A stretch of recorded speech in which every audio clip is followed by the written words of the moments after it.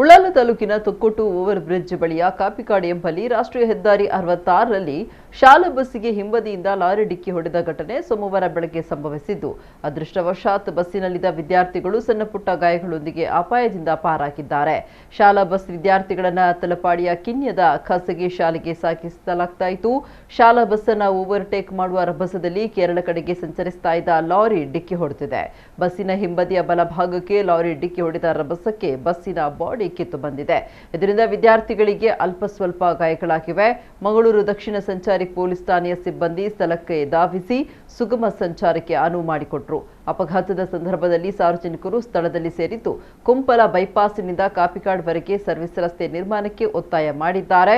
ದಕ್ಷಿಣ ಸಂಚಾರಿ ಪೊಲೀಸ್ ಠಾಣೆಯಲ್ಲಿ ಪ್ರಕರಣ ದಾಖಲಾಗಿದೆ.